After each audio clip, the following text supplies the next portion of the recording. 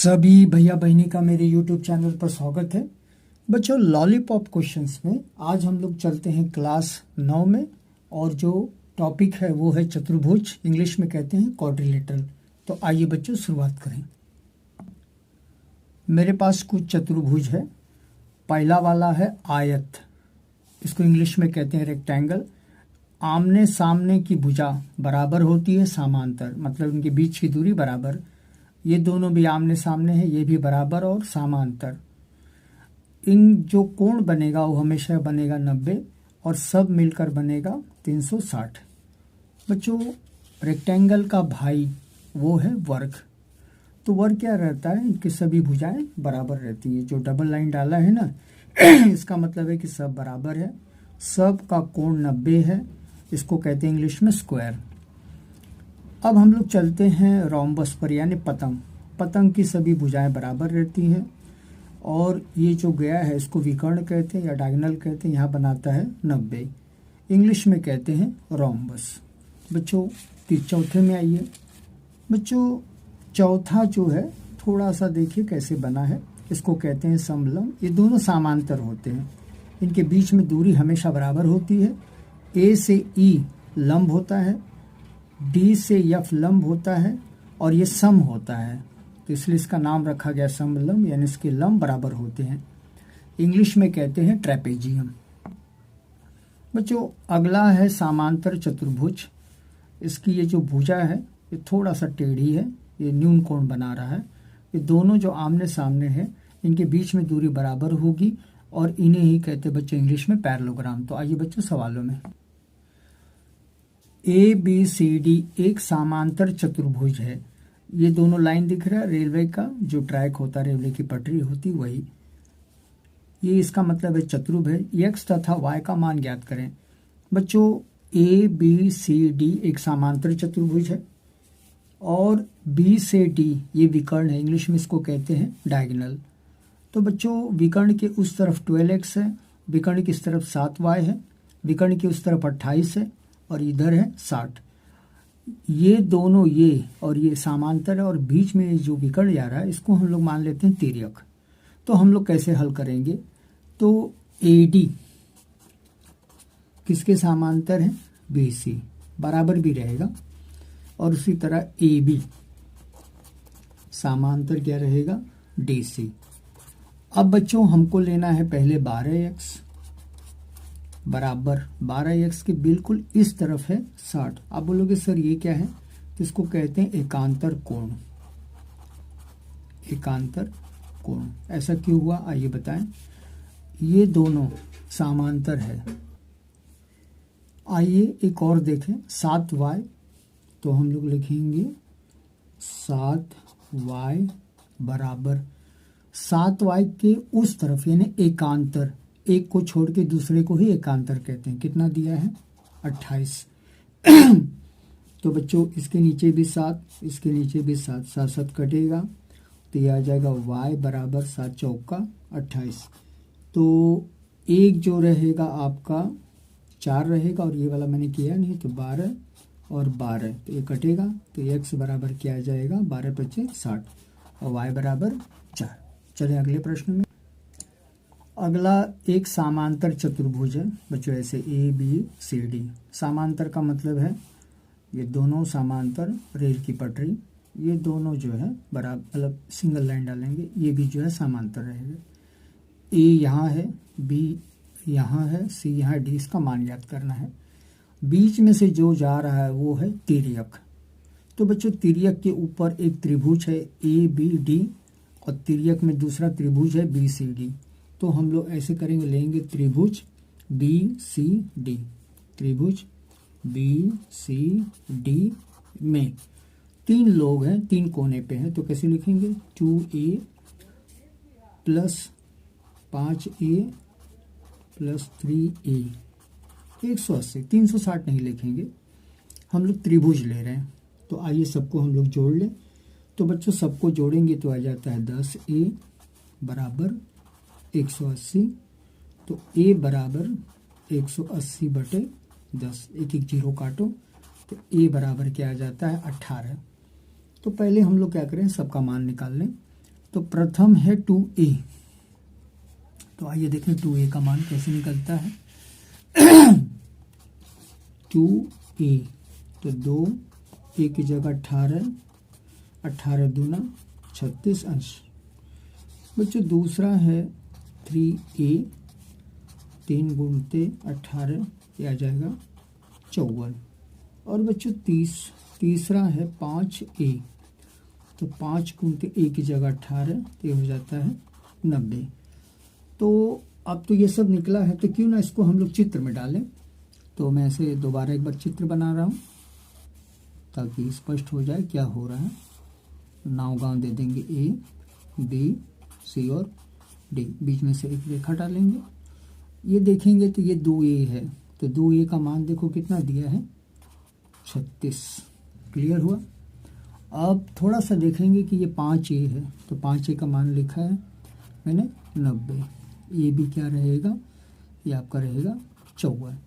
तो बच्चों पूछा है कि ये क्या रहेगा, ये दोनों बिल्कुल आमने सामने हैं, तो हम लोग कैसे लिखेंगे, कोण A बराबर कोण C क्या रहेगा 90, तो ये भी क्या रहेगा 90। क्लियर हुआ। अगर ये 36 है तो इधर भी क्या रहेगा 36, कारण एकांतर। 54 है तो इधर भी क्या रहेगा 54, तो 54 और 54, नीचे 54 ऊपर 54, तो ये हो जाएगा एकांतर। अब हम लोग कैसे b का निकालेंगे, तो कोष्टक b बनाएंगे। b में देखेंगे 54 प्लस 36 आ जाता है 90। अब हम लोग क्या करेंगे, इस d का भी निकालेंगे। तो आइए देखें d का कैसे निकाला जाता है। d लिखेंगे, d पर 2 लोग हैं, ये भी हमको लग रहा है 54 प्लस 36, तो ये हो जाएगा 90। तो कोण A बराबर 90, कोण B बराबर 90, कोण C बराबर 90 और कोण D बराबर 90। तो 1, 2, 3, 4 सब चारों 90 रहेंगे। अगले प्रश्न पे चलें। प्रश्न नंबर 3 दिया है, एक चतुर्भुज के कोण 3, संबंधे 5, संबंधे 9, संबंधे 13। तो 3 मतलब 3 गुना है पहला कोण, दूसरा है 5 गुना, तीसरा है 9 गुना और चौथा है 13 गुना। तो अगर ऐसे अनुपात में दिया है तो पहले हमें इसको ठीक करना है। हमको लिखना है 3x पहला, दूसरा होगा 5x, तीसरा होगा 9x और चौथा होगा 13x। सबको जोड़ लें तो 3x plus 5x plus 9x plus 13x बराबर 360। सबको जोड़ेंगे तो आ जाता है 30x बराबर 360। जोड़ लें 10, 11, 12, 12, 17, 18, 19, 20 आ जाएगा। तो एक इसके नीचे भी 30, इसके नीचे भी 30। तो बच्चों 30 कटेगा, 0 0 कटेगा, ये आ जाएगा 12। तो x बराबर हो जाएगा 12 अंश। बच्चों x बराबर 12 है तो पहला होगा 3x, तो हम लोग लिखेंगे 3 गुणते 12, 12 3 36, पहला वाला 36। दूसरा वाला हम लोग लिखेंगे, कितना दिया है 5x, तो 5 गुणते 12, 12 बचे आपका हो जाएगा 60। बच्चों तीसरा है, कितना दिया है आपका, जो दिया है 60, दिया है 9x, तो 9 गुणते 12, मैं तो डायरेक्ट डाल रहा हूँ 108। और चौथा है आपका जो है 13x, तो 13 गुणते 12, तो ये आपका जाएगा 156 अंश। तो पहला, दूसरा, तीसरा और चौथा। अगले प्रश्न पे चलें। अगला प्रश्न है ए बी सी डी एक समांतर चतुर्भुज है। देखो ए बी सी डी समांतर चतुर्भुज है।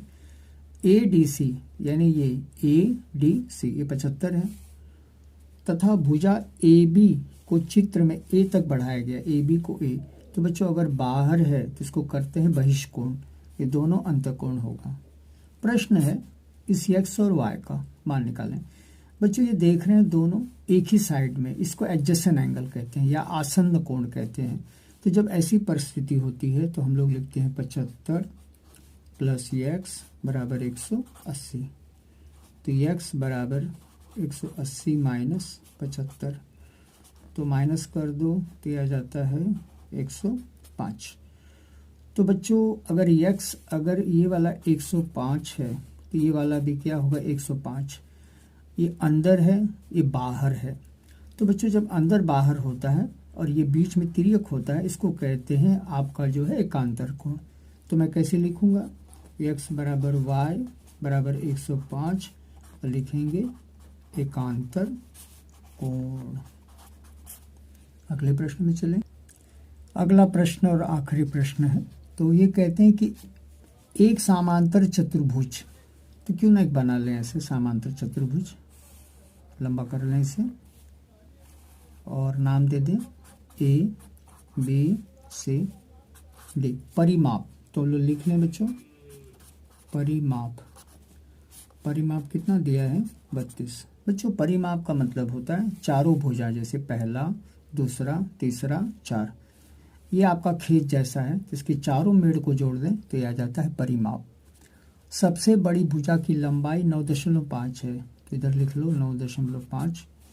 ये दोनों समांतर और बराबर रहेंगे, ये भी रहेगा 9.5। सबसे छोटी भुजा ये यक्स, चारों को जोड़ेंगे तो कैसे लिखेंगे, परिमाप। ये दोनों को जोड़ो 9.5 प्लस 9.5 प्लस यक्स। तो सूत्र याद नहीं करना है, सभी भुजाओं को जोड़ देंगे तो यही परिमाप होता है। परिमाप दिया है 32, 9.5 तो हमको लगता है 19 प्लस 2x। तो बच्चों 19 प्लस 2x में बाएं ओर कर दूं, चिन्ह नहीं बदलना है, और 19 32 के पीछे, तो मैं कैसे लिखूंगा 2x बराबर 32 माइनस 19। तो बच्चों आइए इसे माइनस